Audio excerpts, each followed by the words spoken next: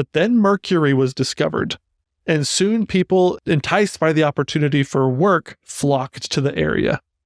Oh, Mercury, the elf. Not the planet. I was like, Mercury I don't was see discovered, how that... and they shot rockets from Big Bend. People wanted to go work on Mercury. Yeah. Sorry. They have a great retirement plan.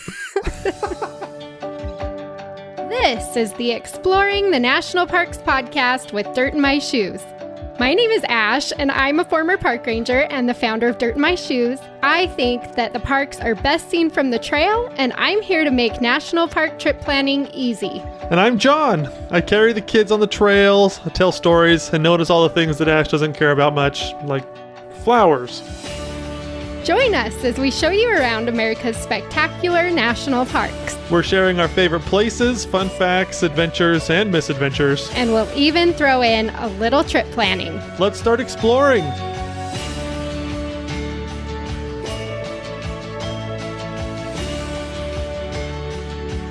So our episode from last week about 2024 in the parks is already outdated. So... Just kidding. We did have to go back and re-record some of it because it did get outdated. So crazy. But it should be pretty much updated as of right now. However, I did forget to mention that they are changing the National Parks annual pass for 2024. So if you've if you purchased it in January, you might notice it looks a little bit different on the back. And that's because they dropped one of the signature lines. So, so on the pass, for years and years and years, you've been able to have 2 signatures on those annual passes. So I can sign it and John can sign it, and then either of us can use it. Right. But in order to crack down on sharing passes and stuff like that, I guess they decided to drop one of the signature lines so only one person can sign it. That's so weird. Because now I can't go in. Because you're always the one that signs it first. I know. I do sign it first. And we do split up sometimes. And so it's just, I'm kind of sad about that change. But I just think it's funny because I worked as a park ranger in an entrance station and I checked those passes, and you have them show the ID with the pass, and you're supposed to look at both signatures and make sure they match. And it's like, they never match. It just depends on how much conflict you want to infuse into your day as a park ranger, right. Whether you're going to say something or not. But it's just like, no, not today. Enjoy the park. Have a great time. This says Brenda. Welcome to the park, Dave. But sometimes most of the time, your signature is not legible. Right. So you don't even know. You can look at their name on their driver's license and squiggle. Yeah, exactly. But that is a change that came this year, 2024. We'll see how it goes. Our family might be the proud owner of 2 national parks passes this year, depending on what happens. And yeah, that's going to be really interesting. So I know. I'm going to have to sign it instead of passing it off to you as soon as we purchase it. Yeah. Because I'm in the driver's seat and I just kind of hand it to Ash with the credit card or whatever. I'll be like, actually, I'm holding on to this. No, we'll have to be strategic in our decision of who signs it. It'll be you. Who's going to go in the most. So anyway, that's another thing that I forgot to mention last week in that episode. But go listen to the episode because there is important stuff you got to know for 2024. Right. But today we get to jump into something even more exciting. Woohoo! Big Bend National Park. Yippee! I'm so excited. I know, it is going to be fun. So today we're talking about the fun facts of Big Bend. We already did the Exploring Big Bend National Park episode. So if you want to learn about our favorite places to stay and activities and stuff like that, then go listen to that one. Right. But this one is about what makes Big Bend so cool. I know. So John, take it away. Oh, this will be so much fun. But usually I start with the geologies for my fun fact. And this is the first national park that has ever put a disclaimer on its geology information. Yeah. It was basically I love park disclaimers and stuff that you find in the hidden nooks and crannies of the National Park Service website. Oh man, it's so fun. Whoever writes these things, every park has a different person, Jan and Steve and Fran, and I don't know who their names really are. But they all have their own personalities, and it kind of shows up in the parks. And in the geology section for Big Bend, it says this is a geologist's paradise and a geologist's nightmare at the same time. It's crazy. They just basically say that there's so much chaos all over the place in terms of rock layers and things where they shouldn't be, weird angles, even like a bunch of rock layers that are upside down or standing vertically. Things just are out of place. Oh, that would drive me crazy.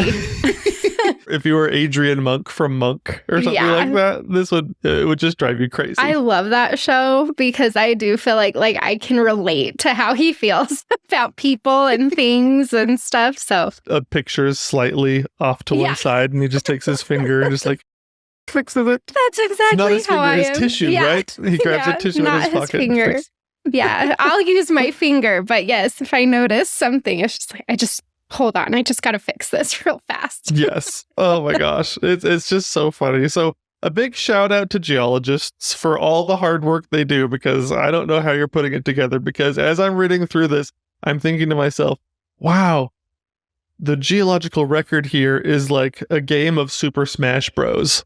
Like it's just all over. From N64. Yeah. All 4 players at Hyrule Castle, which is the best level, by the way. My friends and I, when growing up, when it first came out, we wouldn't even play any other levels because Hyrule Castle was, if it's not broken, don't fix it. Yeah. But I mean, all 4 players, Big Bend is in the middle, getting smashed by Pokemon. Link is smashing you up with swords, and Fox is shooting you with a laser gun, and then all of a sudden the tornado throws you, and then you turn into a shiny star far away. You know, it's Big Bend is getting totally beat up here. But for those of you who may not be as video game oriented, like Me. Ash, but I love stuff like that.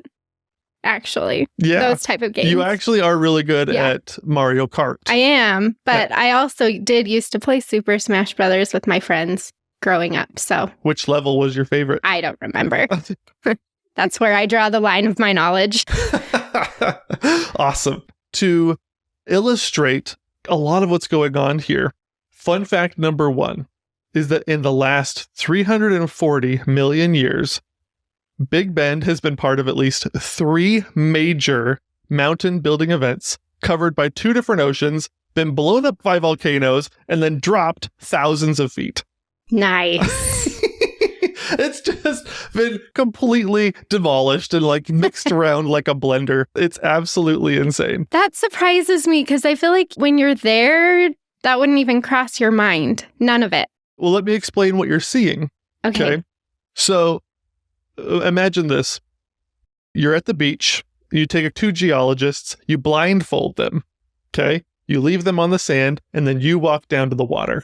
It's kind of in that in-between area where like when the wave comes up, it's wet, but when it goes back down, it's dry. Mm-hmm. Okay, so you're in the waves, in the shallow wavy area. And then you wait for a wave to come in, and then as it goes out, you bend down and start building a sandcastle. You're trying to build as fast as you possibly can before the next wave comes in. So you're trying to dig up as much as you can. You put a couple of towers here, but then all of a sudden a wave comes in. Mm-hmm. And it washes up, and then it washes back down, and your castle is just getting demolished at the same time. As the wave goes out, you start building up the second castle.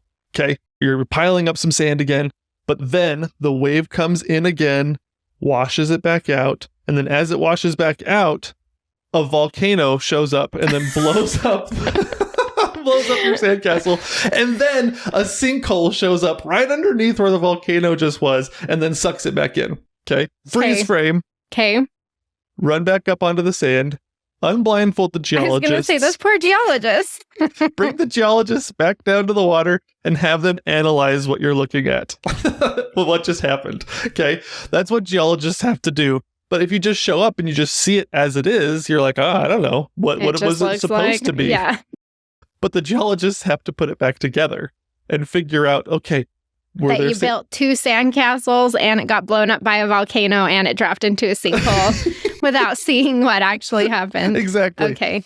Surprisingly, the geologists have kind of put a whole bunch of this back together. Okay. Even though, like, if you think of it, you're just looking at a pile of mud that just got sucked in a bunch and you're like, I have no idea what this was. Well, yeah, because I mean, I feel like a lot of the rocks, I don't know, maybe man, I always have to go back to these parks after you talk about them. And we were just there. But I'm like thinking about the rocks now, and I'm like, I feel like they all look the same. Mm-hmm. Right? Well, that's what we think. Well, the thing is, like 90% of the park is like desert. Yeah. Right? And there's not like a bunch of colors or anything, you know, like it's kind of brown. Right. For the most part, there's a whole lot of brown. 50 shades of brown is what we're looking at here. If you don't know what you're looking for, or you're just like, oh, that's a mountain. Oh, that's a mountain. That's kind of a hill. That's a mesa. Things just kind of run together just because, I don't know, you're driving pretty fast and you're not really taking the time to look at it. But that's what the geologists do. Mm-hmm. They're trying to put the story back together. Okay, what happened here? Mm-hmm. A lot happened here. And so let's kind of talk about it, because they've been able to put a lot back together. And even though there is kind of there has been significant disagreement and like changes to what they say actually happened here over time. So they might even go back and say, revise what I'm telling you, because they get new information, or they're like, hey, something's changed. We discovered this. Right. But for now, they've kind of put it back together, and it's really cool. So we're going to go back like we normally do, back to Pangaea, which is about 300 million years ago. And during the formation of Pangaea, a tectonic plate from the south crashed into the bottom of North America. Okay. And as this plate pushed northward, it crunched up all the sediments that had been accumulating on the bottom of the ocean. Because where Big Bend currently was at that time... Currently was at that time? Currently is or was at that time? Previously, currently was. I'm speaking from the time frame of Pangaea about what was happening then from the future. And so, yes, I'm not a writer. Obviously, I get my time frames all mixed up. Funny. But where Big Bend was, it wasn't at the bottom of a shallow sea. It was the bottom of a deep water ocean. Okay. Okay. And as this southern tectonic plate started pushing forward, it crunched up everything on the bottom of the ocean, and it starts to fold all the land, and it pushes it up almost like a giant snowplow. And so it's pushing everything forward. At the bottom of North America, where all of this was accumulating, suddenly over a few, several million years, or however long this process took, suddenly a new giant mountain range appeared that none of us have ever heard of. Mm-hmm. And it was between far east side. The east was the Appalachian Mountains. And then all the way out here, Big Bend was like the far west of this new mountain chain. And it's called the Washita Mountains. Okay. And so all of a sudden, during Pangaea, there's this giant mountain range that's kind of going east to west along North America through this whole giant corridor right down there. Mm-hmm. And then, so it's kind of crazy. As you drive through Texas now, there ain't no mountains there. Yeah. Right? Not very many. Yeah. It's pretty flat, generally speaking. Yeah. What happened was, it's kind of like when we were on the beach. You build up this sandcastle, and then all of a sudden a new wave comes in. So those mountains got torn destroyed. down. Mm-hmm. And those mountains were probably there mostly for the duration of Pangaea. And there wasn't necessarily any information about, hey, when Pangaea broke up, these mountains got tore down. But from a lot of the other fun facts episodes that we've done, mountains get built when continents come together, and when the continents separate, they usually get torn down. Mm-hmm. And so I'm assuming that's kind of what happened. Yeah. If it was down on the southern border, I think that's a good assumption. Since there are no mountains there anymore. As those mountains, they were supposed to be really tall, like Rocky Mountain high type of tall mountains. Mm-hmm. And so then they got pulled apart. Over the next 100 million years or so, that's when you get like the creation of the next wave, basically, that came in. And that's when Big Bend gets covered by a shallow sea. Mm-hmm. And which is our favorite kind of ocean. Our favorite kind of ocean. Right. That's where you find a lot of fossils too. Yes, remember that. Bookmark in that note right there, because that time period where you still have some of the mountains, but they're kind of getting torn down. They're eroding away, rivers and rain and everything. They're tearing down these mountains so fast.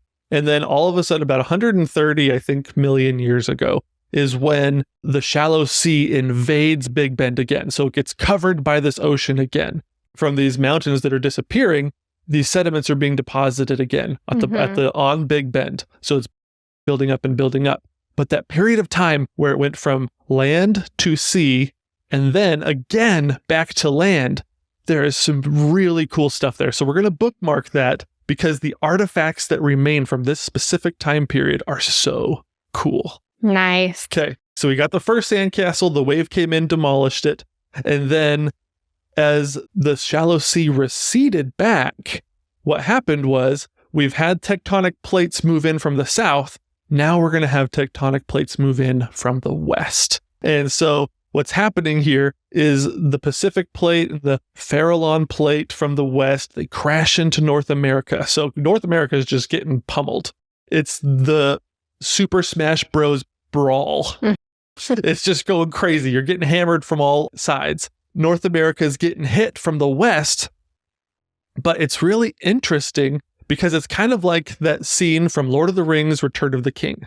Remember when they're having that giant battle at Minas Tirith, and suddenly the orcs bring up this giant battering ram? Do you remember that scene, Ash? Sure. They call it Grond. Grond. It's the wolf's head, basically, and it's got fire coming out of its mouth. And they pull it up to the gate of Minas Tirith, and they just pull it back, and then they just boom, boom, boom. It keeps hammering into the gates. And the first couple of hammers don't really do much to the gate. But every succeeding hit from this wolf's head, it breaks further and further into the gate. And that's kind of what happens with North America. And it's really interesting because this is kind of odd. Normally, as you look at continents, the older mountains are in the center of the continent, and the younger mountains are kind of near the edges. North America is different. And I think it's because it's getting hit so many times by all these different continents from different directions. If you go from the west coast and you go inland, Big Bend is pretty far inland. And so you've got like the Sierras, you've got the Great Basin Mountains, but even further than the Sierras west, you kind of have like the San Bernardino Mountains and stuff like that too. And so you have all these mountain chains that are north to south. And for the pressure for these continents hitting North America to reach all the way into Big Bend is really interesting, and it's kind of rare. This one, they call it the Laramide orogeny. And yeah, I have to say that one right. Yeah. I'm smirking at him. I'm like, oh, that sounded really good. Yes. This one happened about somewhere around 100 to 80 million years ago. And this is actually what created the Rocky Mountains. Big Bend, not only is it the far west side of the Washita Mountains, it's also like the far south side of the Rocky Mountains, at least here in the US. And so it's really cool to know, oh man, Big Bend, it's got all of these vertical and it's got a horizontal axis when it comes to these mountain ranges being built. I think it's Mariscal Mountain, and it's the far south of the bend on the Big Bend, in Big Bend. And that's the southernmost tip of the Rocky Mountains in the United States. And so it's pretty cool. Really? Yeah. I would not have ever thought that was part of the Rocky Mountains. Exactly. Yeah, that's cool. It's because I think there's been so much erosion going on right here. It didn't used to always be a desert. This used to be kind of especially during the ice ages and things, this place was pretty hot and humid and had lots of moisture. But as things dry out and as tectonic plates move and things like that, there's been so much erosion here that just tears the whole landscape down. I personally think it's so cool that two major mountain ranges intersect right here in Big Bend. Well, so Big Bend does have a mountain range still, the Chisos. Right. So is that part of the Rocky Mountains? Is that what are those? Because those seem really random. Like when you get to Big Bend and you're like, there's just like some mountains right there. Right. And they don't make sense. But they're really cool. We love the Chisos Mountains, but it definitely feels a little out of place. Yes. The answer is no. Wait, does that make sense? I don't know. The answer What was is my no. question? Is it part of the Rocky Mountains? What? No, my question was what's it part of? Right. None of the above. It's just its own thing. The answer is C. None That's of how the it above. looks too when you get there. So cool. No, so remember when the fun fact, Big Bend has been part of 3 mountain building events. So the first one's going from the south, The second one coming from the west. How about a third? There's this awesome scene from Community where one of the members of the group is like, they're all worried about him because he's not that great with girls. And so they're trying to teach him how to be ladies' man. He's trying to teach him. And so there's this awesome scene where they're like, okay, you can't necessarily, we don't want you to change yourself, but you can't be yourself. And so he's like, okay. He's like, I got this. He's a really funny guy. So anyways, they have one of the girls that she's sitting there, Annie, and she's just reading a book. And he practice approaches her. And she's like sitting there reading. And he looks at her and he's like, what are you reading? And she says, brightly, Pride and Prejudice. And then he kind of confidently sits down next to her, puts his arm around her, and he's like, so, you're familiar with 2 sins. How about a third? Oh my gosh. That's when I said how about a third, I was like, oh, this is Community. It's so perfect. Oh, I just thought it was so funny. That's when the volcanoes show up. Okay? And so all of a sudden, out of nowhere, the first and second sandcastles have basically been eroded away and washed away. And then from underneath the earth, volcanoes just spring up out of nowhere. And some of them are spewing ash and lava all over the place. And some of the magma actually never turns into volcanoes because it just rises really close to the surface. And then it stays just underneath the surface. And then it stays there for a long time and cools off and kind of creates like granite or igneous rock. That's what the Chisos Mountains are. They're not part of the Rockies or the Washitas. And that's actually fun fact number 2. Fun fact number 2 is that Big Bend is the only national park with its very own mountain range. Yeah, it's not a part of anything else. Yeah, it's the only national park that has a mountain range completely encompassed within its own borders. Oh, I like that. Yeah, so like all the other national parks, even the Tetons, the range extends beyond the park boundary. Right. But at Big Bend, it's got its own. It has its very own. I never knew that was a thing that I wanted a park to have. Yes. But it is. I really like that. Yeah, it's not part of the Rockies. It's not part of the Washitas. And this happened about 42 million years ago to like 25 million years ago is when this happened. Just yesterday. They're pretty young, but we don't know exactly what happened deep under the earth that created all of these magma chambers and everything to rise to the surface. But it did. And honestly, that's probably why these mountains have lasted. Not only are they younger, but it's probably why they lasted, because if we think about what created all the other mountains, it's that snowplow effect, right? Of all of these sedimentary layers being deposited on the bottom of oceans. They're not necessarily held together by anything besides pressure. Yeah, that's not the strongest kind of rock out there for sure. Right. But these Chisos mountains, their origins were different. They're volcanic in origin. And so when you see them, they stand up out of the desert like Yao Ming or Shaq at a preschool. They're just so tall. Oh my gosh. I need to go back. That is so cool. And now I'm like, do they seem volcanic? Like when you're there, does the rock look volcanic? And I'm trying to picture what the rocks look like, and I can't remember. It's kind of tricky. And the reason that it is kind of tricky, too, is because a lot of them, like I said, they didn't actually erupt. Okay. And so what you have is you just have these giant magma chambers that they rose to the top of the surface, and they kind of melted a lot of the rocks around them when they did that, but they're still surrounded by a lot of the sedimentary layers. Yeah, okay. So a lot of times you can kind of see it peeking out of the rock layers. Okay. It's kind of like in a lot of other national parks where you have hoodoos or something like that, where the top layer, the cap layer, is what keeps it strong. Oh my gosh. Okay. And on the west side of Big Bend, there's that tough canyon. Yes. That we hiked through. Okay.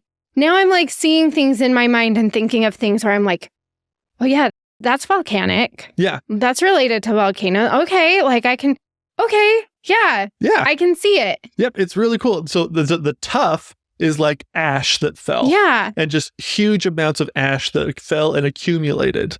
And so there's the tough canyon. But as you hike through the Chisos, you'll notice, I think the rock is almost like a reddish color. And that is the strong volcanic rock that is holding it all together. Okay. That is so cool. And those mountains are really cool.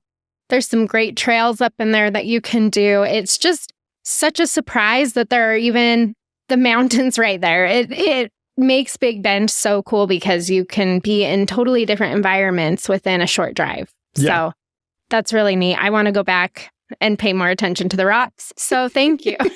Yeah, it's really cool. So like I said, that happened between like 42 and 25 million years ago. There was a really volcanic period here, mostly, which is kind of surprising to a lot of geologists. It's really far inland. And most volcanic activity usually is around the perimeter of continents. Yeah. And so it's really interesting that it happens so far inland. And I think a lot of them think that it's because of this crunching in effect that happened so far inland with these things. It created a whole lot of fault lines. And so there's all this pressure, this tectonic pressure, creating all these fault lines and breaking up the earth. So during this period of time, I think there was a little bit of a loosening or something like that happened. At least that's what happened about 25 million years ago. There was a little bit of relief in the pressure. And when that happened, that's when that giant sinkhole that we talked about at the ocean, that sinkhole opened up basically and dropped the castles. Because 25 million years ago, we don't know exactly how fast this happened. But Big Bend, not to the west of Big Bend, not to the east of Big Bend, but Big Bend itself dropped thousands of feet. It's almost like the walls around Big Bend were like the shaft of an elevator. And so Big Bend was like the elevator, and it dropped like the Tower of Terror. It just went, whoa. It's like suddenly, we don't like I said. I don't know. I mean, it makes sense if it was volcanic right there too. Like if some of that magma receded or anything that was holding up kind of the ground right there receded, then it seems like there would be like some, I don't know, because if you hike in like lava tubes or something, it's like you can see how that lava just clears everything out. Right. So then if it leaves, you're basically just left with a whole bunch of holes underneath you. Right. Well, it's pretty common at volcanic parks like Crater Lake or Yellowstone for calderas to collapse on itself because, you know, as the heat expands things, right? Yeah. And so things expand. And then when things cool, there's probably it's almost like a vacuum underneath that just sucks it back down. Interesting. And that's what Big Bend was. I can't prove that that's what happened at Big Bend. It makes sense, though. Yeah. I'm sure someone's tried to prove it. Yeah. And so it's just so cool that happened 25 million years ago, all these vertical faults. There's actually like lines on the east and on the west where this didn't drop, but they can trace like the layers of the rocks on the mountains to the sides of Big Bend and realize, oh, the layers at the bottom of these mountains are the layers like at the top of some of the mountains in Big Bend. And so they can kind of trace, so they know there was a massive drop that happened here, which is just so cool. Now, what's so interesting, like we talked about, is that these Chisos Mountains are holding so strong because there's been at least 25 to 40 million years where they could have eroded away, but they didn't, and it's because of that volcanic strength from these rocks, and it's just so cool. But the battle of erosion still continues, and it's interesting. So as you drive around Big Bend, you'll see all these dry stream beds and dry creek beds all over the place. And when it does rain, it can wash out roads and things like that. And so the battle still rages. But to me, the Chisos Mountains are kind of like Gimli in the Mines of Moria when he finds out that his cousin Balin, died, and it's kind of sad. But Pippin pushes the thing down the well, and then all the orcs and then the troll come, and Gimli gets up on the thing and he's like, "Let them come. There's one dwarf in Moria that still draws breath." And so when I'm driving around Big Bend and I'm looking at all these mountains and I'm looking at things, I'm like, those mountains are standing strong, man. They're fighting against erosion, and they're just like, bring it on. I'm going to take this. I'm going to rock this battle. It's so cool. So when you're driving around and you're appreciating and you're like thinking, okay, where's all this volcanic stuff? Look at the mountains and realize they're still fighting the good fight. And these are the one mountains that have really stood up to those tearing down erosional forces that are trying to flatten out the landscape. That's awesome. Yeah. I just love that Big Bend has its own mountains. It is cool.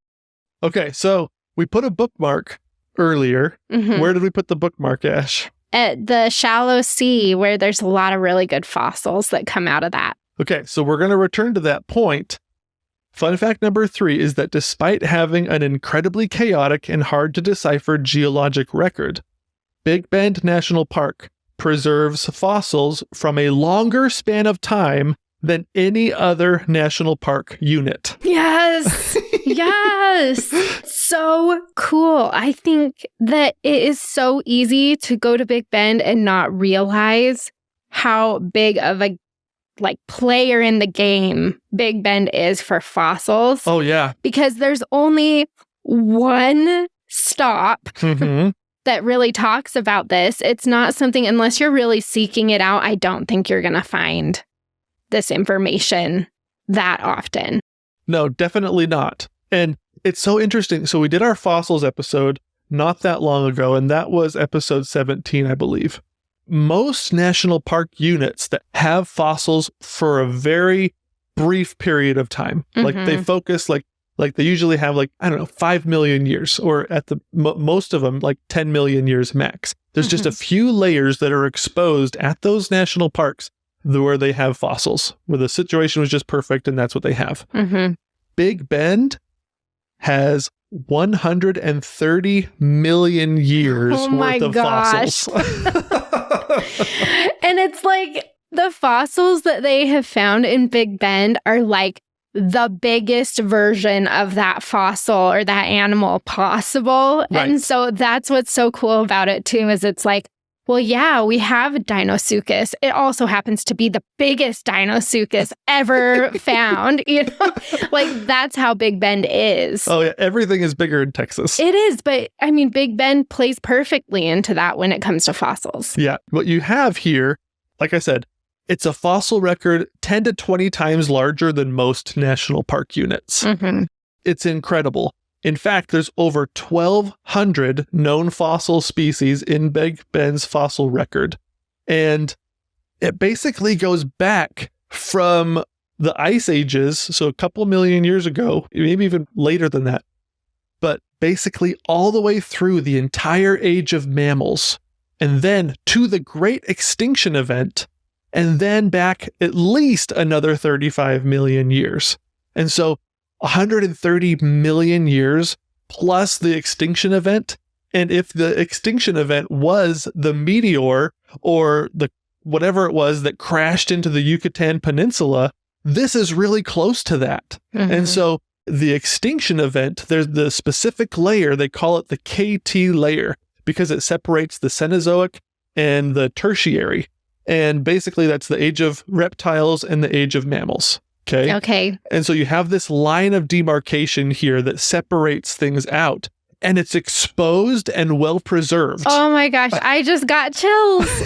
I literally did. I was like, no way can you see that? And then you said, it's there. Yes. Oh my gosh. Yes, it might be a geologist's nightmare, but it's a paleontologist's dream because they have all of these different layers. So this entire blending up, this crazy situation that happened here at Big Bend has exposed just so many different layers, and so much is here, and paleontologists can come and just scoop up. It's all low-hanging fruit here. And it might be hard to decipher in some ways, but it's just like waiting for paleontologists to come and just be like, I'm here. I've got it all. It's all right here. Come and let me show you. It's so good. And like I said, some places only have a tiny piece of this, but the piece of pie here is like huge. The piece of geologic time that paleontologists have to explore here at Big Bend is miles beyond any other national park. It's like 2 times bigger than the second place finisher. It's incredible. And so there's so many things, but like we said, all the dinosaurs here that they have found, not only are they cool and there's tons of them and they're from all different ages, but they're so big and they're so important. And we talked about these during the fossils episode, but I'll just kind of cover them real quick.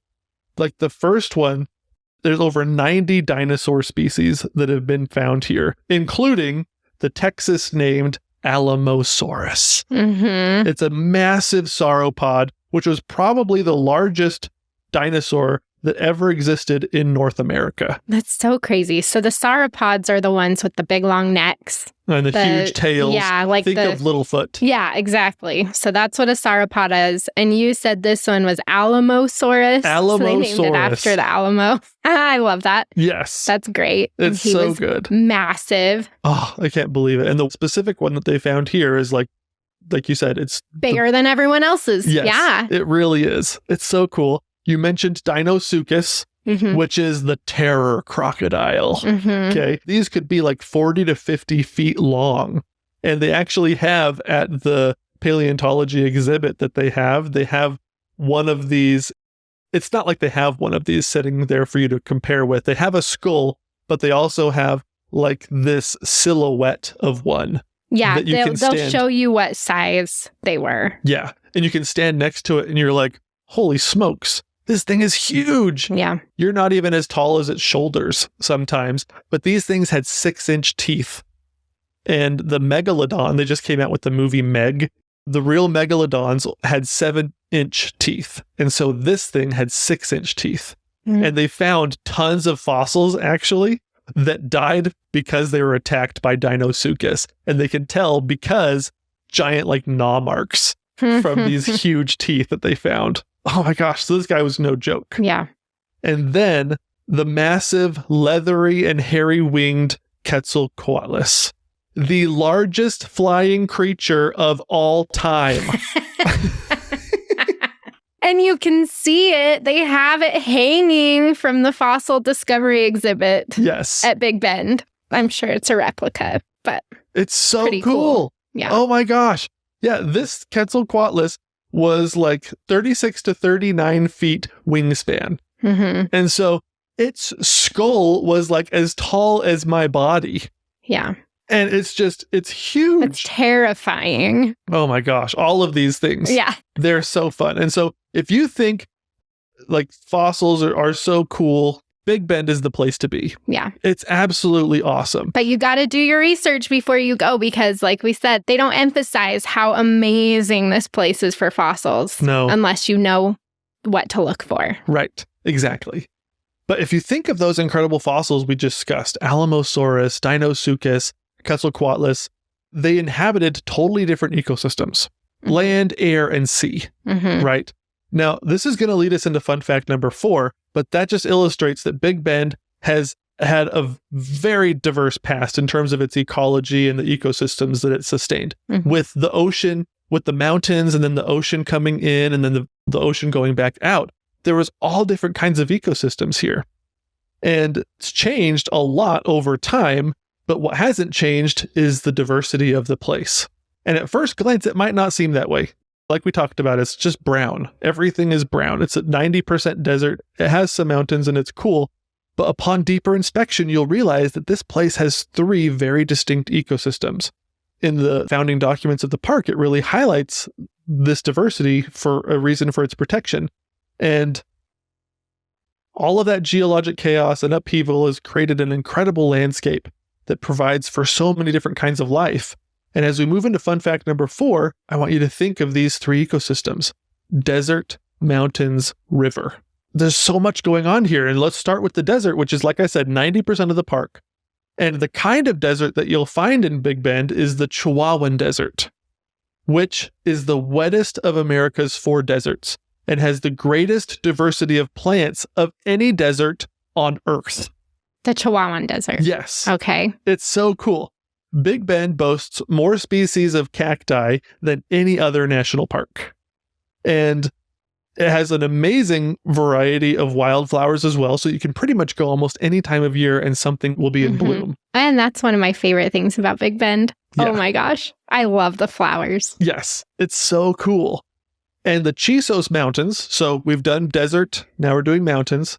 The mountains are thousands of feet above the desert floor, which means that the temperature can be easily 20 degrees cooler than anywhere in the desert below, which means that it gets more rain and more moisture than any other part of the park, basically. And it's a totally different plant community. And instead of cacti, you get pine trees and maple trees and all kinds of bushes and flowers and things like that. You have the most diverse desert on the planet, You have the mountains, which support their own kind of ecosystem. And then you go to the river. Oh, the river. Oh, the river. The Rio Grande, baby, which starts in the Colorado Rockies and makes its way all the way here.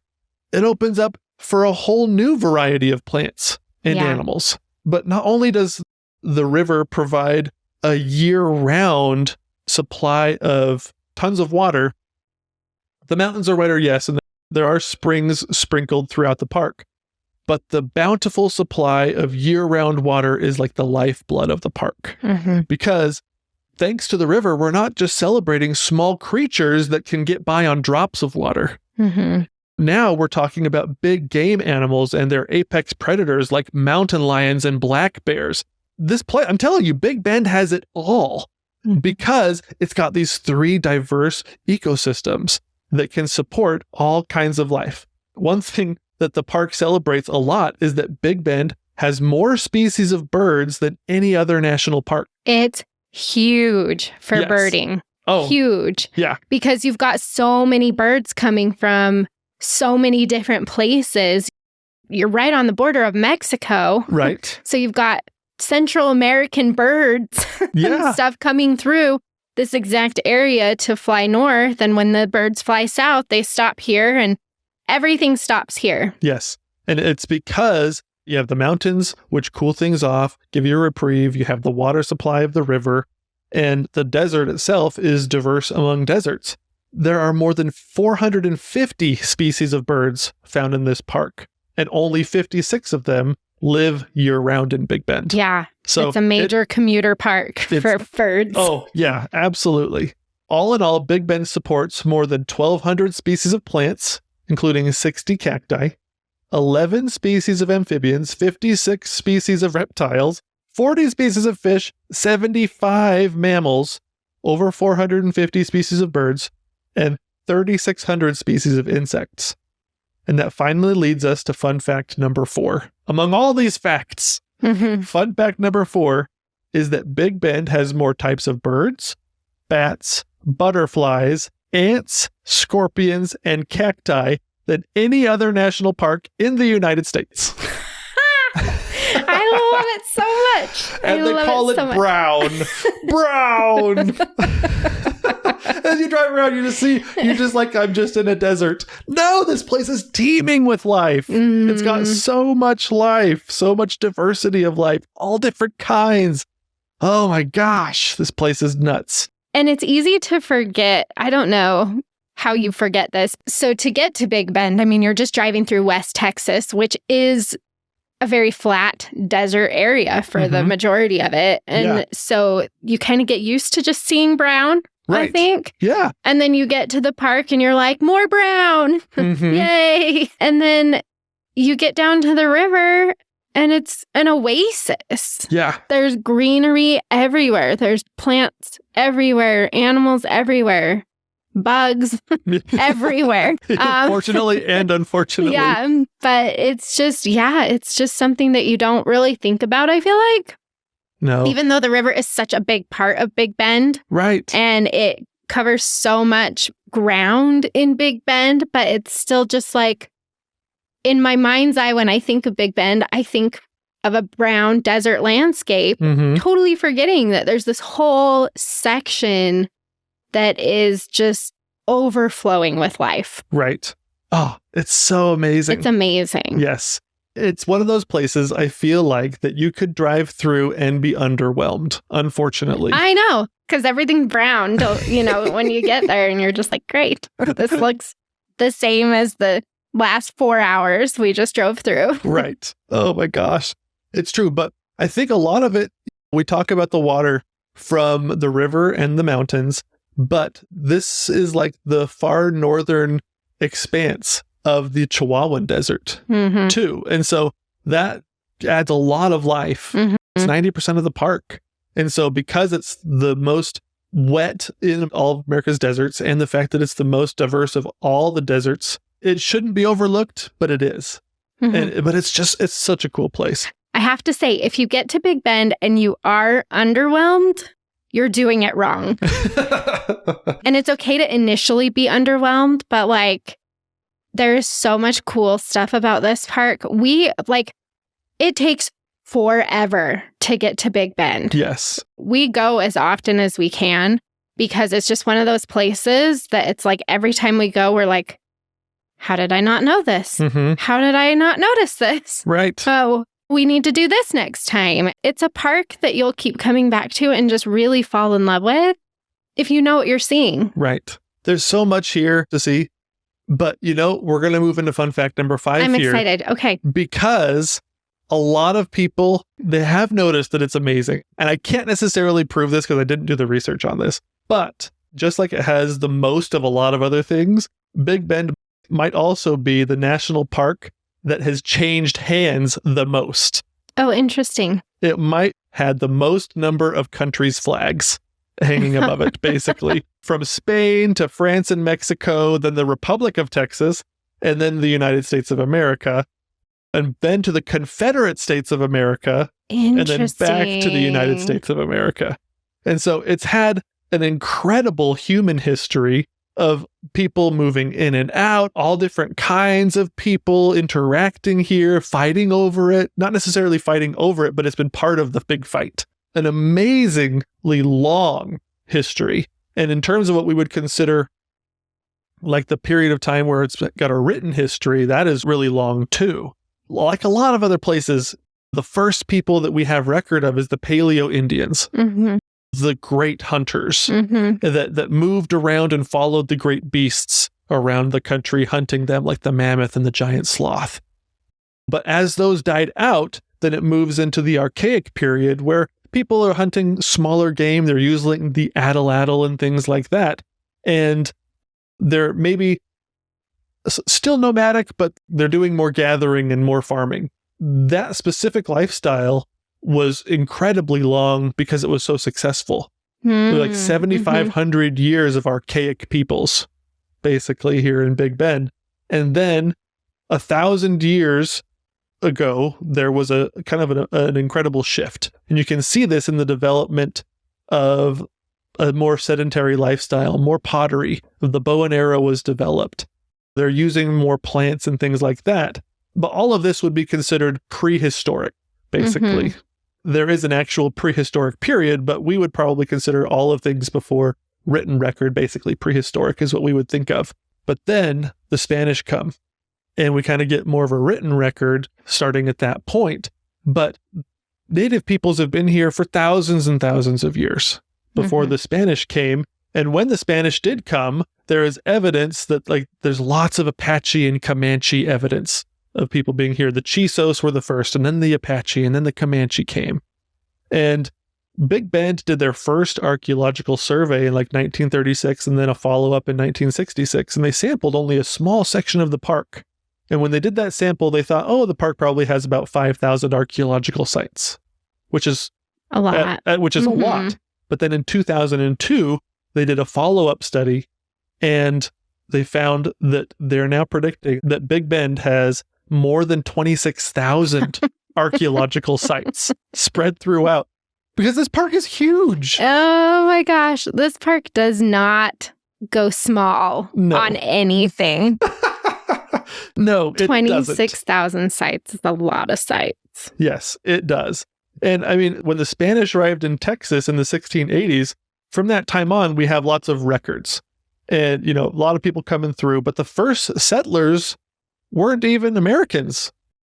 We think in our American mindset, the first settler, but maybe the Texans, nope, wasn't even the Texans. It was the Mexicans. There's a lot. And I don't know if those 26,000 archaeological sites are all Native American sites, but I doubt that they are. I think a lot of them are probably going back through all these different settler periods of different people, different countries, claiming the land and setting up settlements and villages and things like that. And so it's so hard to go through the human history because, especially here, because there's so much of it, it almost feels as if we're always just breezing through. But I'm kind of breezing through on purpose today because I want to return to a specific period of time that I think is super cool. But we'll start here with the Mexicans. When the Mexicans settled here, I mean, they were pretty widespread, and there's a lot of evidence that they did a lot of ranching and a lot of farming, especially kind of down near the river basins and things like that. And that ranching and farming, it sprung up throughout all of the settlement periods here. They could only be as successful as the weather and the land allowed. Mm-hmm. And so besides the river, there's not a whole lot of like water full time all over the place. And so they were really limited on how much they could grow and things like that. But then mercury was discovered. And soon people, enticed by the opportunity for work, flocked to the area.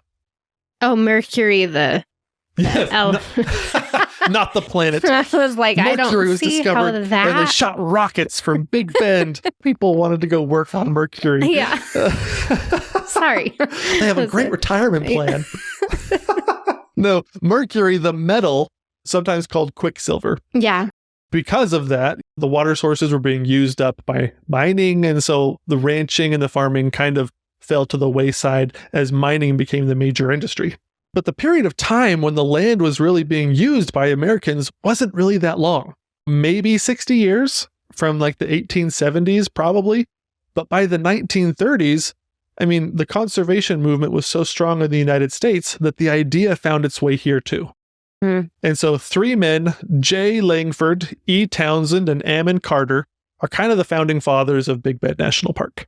They were locals who lived and worked in the area and saw this awesome idea floating around the nation of national parks. And by 1933, they had garnered enough support to make it a state park. And by 1934, the CCC was already in the park building roads and trails and buildings to open up the place to make it more accessible. Man, they got them there so fast. Yeah. I love the CCC. I know, they're so cool. And so when you're driving on the road up into the Chisos Mountains and like the campground and everything like that, you're seeing the handiwork of the CCC, which is super cool. But supporters of the park thought that it truly deserved to be a national park. And during the Depression, which I find extremely incredible, during the Depression, they found ways to raise money and lobby the state legislature to allocate money necessary to buy, and listen to this number, they had to buy 600,000 acres. During the Depression? During the Depression. Oh my gosh. To buy from private landowners in the area to make this national park, which I think is incredible. Yeah. By 1943, in September of 1943, think about all the stuff that's going on in 1943. Yeah. World War II, you just came out of the Depression, tons of crazy stuff. They call this Texas's gift to the nation. And so finally in September 1943, the Texas government delivered the deed for all of this land to the federal government. And on June 1944, Big Bend was officially made a national park. Oh my gosh. The Park Service was like not spending any money during that time. They cut out a lot of their stuff during that time. And a lot of stuff went to just total standstill within the National Park Service. So I guess I never looked at that established date and thought, that's a weird time for them to make a national park. Right. Interesting. It's such a cool thing. Like, that's how important it was to a lot of these locals. Really want this. We want this. And they gave it as like a gift to the nation. They could have just kept it a state park. And they could have just left it as what it was. But then they added 600,000 more acres to the park, which is huge. That's bigger than so many other national parks. Just what they added to the already state park. Remember that bookmark? I wanted to return to a specific time frame in the human history that I find to be super cool. I'm amazed by so many of the things, and the creation of the park is so cool. But there's one specific thing that I wanted to return to because I think there is one chapter in the human history of Big Bend National Park that was a turning point, not only for Big Bend, but for North America. It is often skipped over, but there is a forgotten trail here in Big Bend that truly acts as an emblem of this event and this time period. The Comanche Trail. But the Comanche Trail wouldn't exist if we didn't have horses in North America. When the Spanish explored North America, they had no idea that their animals would be the one thing that would change the course of history, probably more than anything else that they did, at least in North America. They did so much in Central and South America, but the horse had such a huge impact. Native people had battled and fought each other for millennia. Tribal warfare ebbed and flowed. Territory was exchanged. and territory was conquered and surrendered. But by the time the Spanish arrived on the scene, in Texas, the Apache were the king. Fierce warriors had conquered a lot of their neighbors and forced them out. And the Spanish realized that they had a problem with the Apache because the Apache kept attacking their Spanish force, and they were fierce, incredible warriors. But one day the attacks just stopped, and they didn't know why. And it was because the Apache had a problem. The Spanish horses had gotten into the hands of people who really knew how to use them, and their skill was unmatched by anyone else on the continent, the Comanche.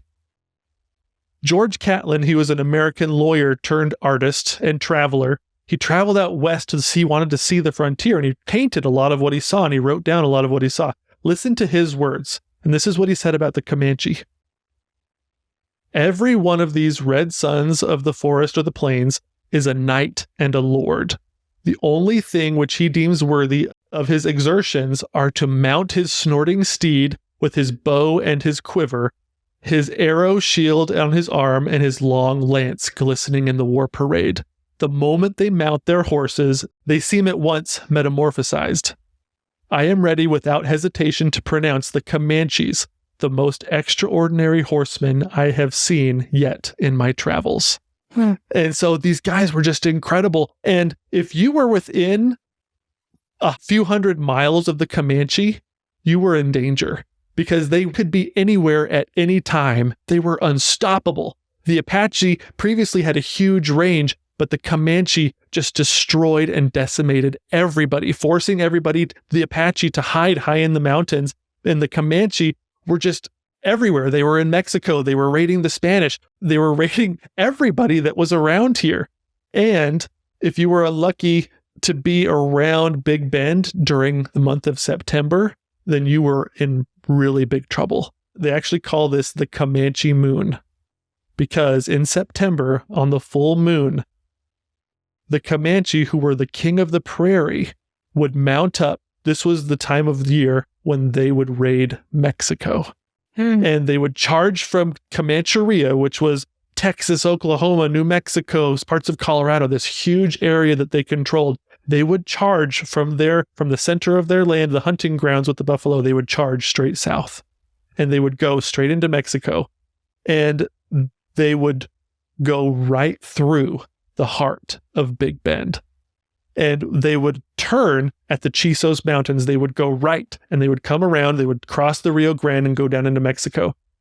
They were raiding villages and settlements and everything like that. And they would drive all of the stuff that they brought back with them. They would drive all the livestock and the people that they stole and everything that they did. They would drive it back north. They would circle back around through the Chisos Mountains.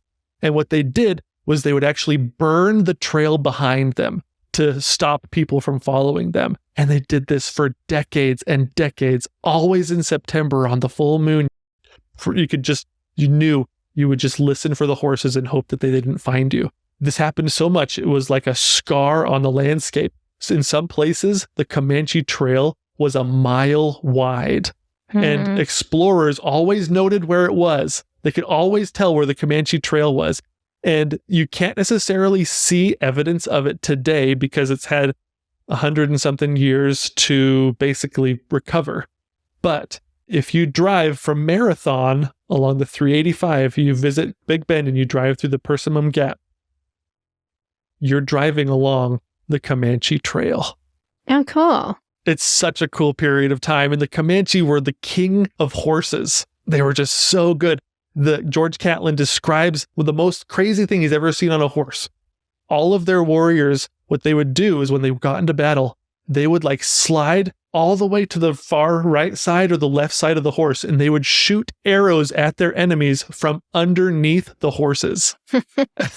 And so these guys were unstoppable with their horses, true masters of the horse, and great warriors, probably the most feared of all the Plains Indians, especially at the time. And where did they drive their horses through? Big Bend National Park. Yeah, that's so cool. It is really cool. This place is just amazing. Oh my gosh, from the geology to the plants and animals to the human history, there's so much to appreciate about Big Bend National Park. Okay, so remember that we are now assigning a task at the end of all of our podcast episodes. And this week, we want you to jump on our Facebook or Instagram page at Dirt in My Shoes. And we are going to post a little friendly poll or competition to see which part of Big Bend people are most excited to see. So either the Chisos Mountains or the Rio Grande River or the beautiful desert landscape. Which part of Big Bend are you the most excited to see? Or if you have been to the park, which part of the park is your favorite? So be sure to click over to Instagram or Facebook at Dirt in My Shoes. When you listen to this, find the post. Let's have a little friendly competition and see which section wins out. Ooh, I wonder which one it'll be. I'm trying to decide which one I want to vote for. So I know, they're so hard. I know. They're So we'll let you know, but we'd love to hear it. And lastly, if you have a minute, we would love a 5-star review, or if you would subscribe to our podcast, that helps us out a lot and lets us know what type of content you like to hear. We've been getting a lot more requests lately in the email inbox for episodes, which is really fun. So definitely leave us a review. Give us 5 stars. We would love to see your comments and hear your suggestions.